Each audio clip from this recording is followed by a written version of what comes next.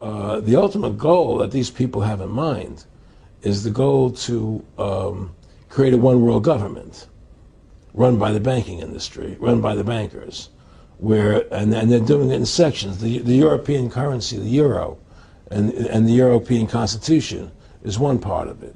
Now they're trying to do it in America with the North American Union, right? And they want to create a new currency called the Amero, right?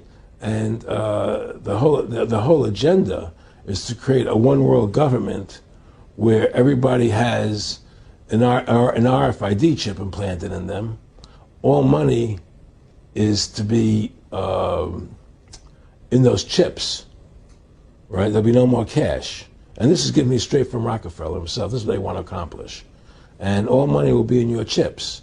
And so instead of having cash, anytime you have money in your chip, they can take out whatever they want to take out whenever they want to. If they say you owe us this much money in taxes, they just deduct it out of your chip digitally. Total control. Total control. And if you're like me or you, and you're protesting what they're doing, they can just turn off your chip. And you have nothing. You can't buy food. You can't do anything. It's total control of the people. And that chip's connected to a database that has your purchasing records, what you do, what everything, you sell. Everything is in there, you know? And so they want a one world government controlled by them, everybody being chipped, all your money in those chips, and they control the chips, and they control people, and you become a slave. You become a serf to these people. That's their goal. That's their intentions. Eric, can you be specific about when you met Rockefeller, how it happened in these discussions? I met Rockefeller through a female attorney I knew who called me up one day and said, one of the Rockefellers would like to meet you. I had made a video called Mad as Hell, and he'd seen the video and wanted to meet me and knew I was running for governor of Nevada. So sure, I'd love to meet him. And I met him and I liked him, and he was a very, very smart man. And we used to talk and share ideas and thoughts. And he's the one who told me 11 months before 9/11 ever happened that there was going to be an event. Never told me what the event was going to be, but there was going to be an event. And out of that event, we were going to invade Afghanistan to run pipelines from the Caspian Sea. We were going to invade Iraq, you know, to take over the oil fields, establish a base in the Middle East, and make it all part of the New World Order. And we go after Chavez in Venezuela. And sure enough, later 9/11 happened. And I remember he was telling me how how you're going to see soldiers looking in caves for people in Afghanistan and Pakistan and all these places. And there's going to be this war on terror, which is no real enemy. And the whole thing is a giant hoax, you know, but it's a way for the government to take over the American people. He told you it was going to be a hoax. Oh, yeah. Oh, yeah. There's no question. He says, there's going to be war on terror. And he's just laughing. There's no... Who are we fighting? I mean, why do you think 9/11 happened and then nothing's happened since then? Do you think that our security is so great here that these people who pulled off 9/11, who were able to, can't knock down another plane? Come on, it's ridiculous. 9/11 was done by people in our own government and our own banking system to perpetuate the fear of the American people and to subordinating themselves to anything the government wants them to do. That's what it's about, and to create this war, this endless war on terror. And that's why and that was the first lie. And the next lie was going into Iraq, you know, to get Saddam Hussein out with his weapons of mass destruction. That was the next lie. Now, specifically, this was a little over 6 years ago. This was 11 months before 9/11. Yeah. And Nick Rockefeller, he's a lawyer. He's become your friend over the previous years, and he's saying to you that there's going to be this big event, and then out of that we're going to have a war on terror, and it's just going to go on and on. Right, an endless war on terror without any real enemy. That you can never, so you can never define a winner. And did he say that it's going to be perfect because you can't define an enemy? It just goes on and on? Yeah, because you can't define a winner. There's no one to beat, so it goes on and on forever. And they can do whatever they want. They scare the hell out of the American public. Look, this whole war on terror is a fraud. It's a farce. It's very difficult to say it out loud because people are intimidated against saying it. Because if you say it, they want to make you into a nutcase. Let's But be the truth has to come out. That's why I'm doing this interview. The fact of the matter happens to be that the whole war on terror is a fraud. It's a farce. Yeah, there's a war going on in Iraq because we invaded Iraq. And people over there fighting, you know. But the war on terror, it's a joke, you know. And until we discover what really happened on 9/11 and who was responsible for 9/11, because that's where the war on terror emanates from. That's where it comes from. It was 9/11 that allowed this war on terror to begin. And until we get to the bottom root of 9/11, the truth of 9/11, we'll never know about the war on terror.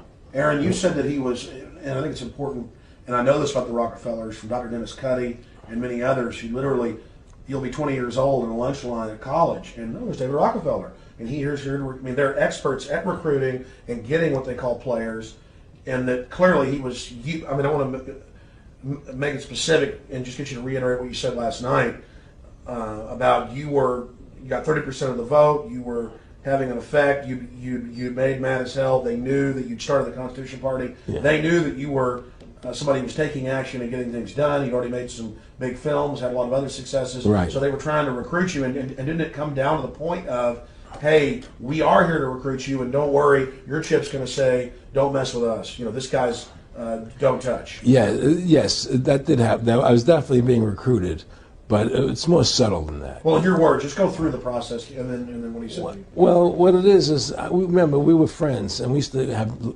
go to my house a lot. We'd have dinner, we'd talk, and he'd tell me about business investments that he'd get involved in, you know, or they would help me with this business investment or that business investment.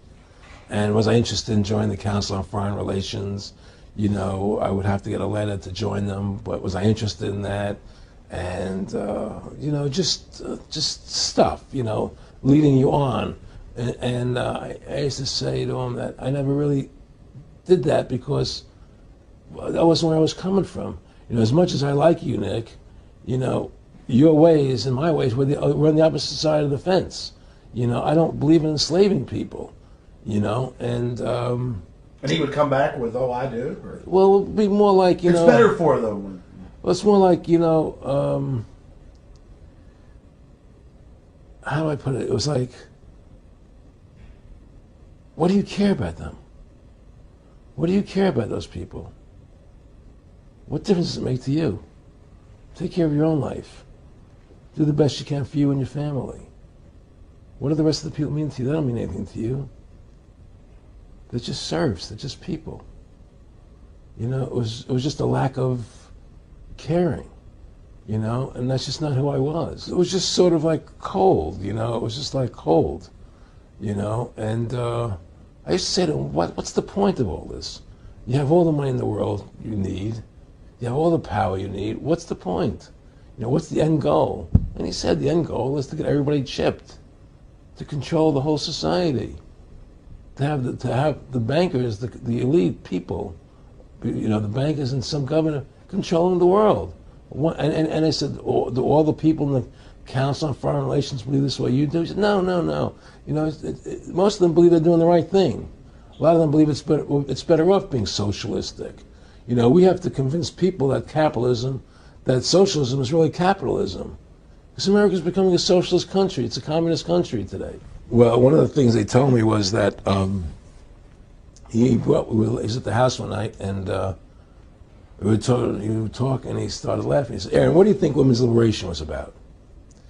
And I said, I had pretty conventional thinking about it at that point. I said, I think it's about women having the right to work, getting equal pay with men, just like they won the right to vote, you know? And he started to laugh. He said, you're an idiot.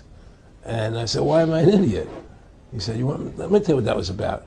We, the Rockefellers, funded that. We funded Women's Lib, you know? And we're the ones who got all over the newspapers and television, the Rockefeller Foundation. He says, and you want to know why? He said, there were two primary reasons. And one reason was we couldn't tax half the population before Women's Lib. And the second reason was, now we get the kids in school at an early age. We can indoctrinate the kids how to think. It breaks up their family. The kids start looking at the state as the family, as the school, as the officials, as their family, not as the parents teaching them. And so those are the two primary reasons for women's lib, which I thought up to that point was a noble thing. You know, when I saw their intentions behind it, where they were coming from when they created it, the thought of it, I saw the evil behind what I thought was a noble adventure.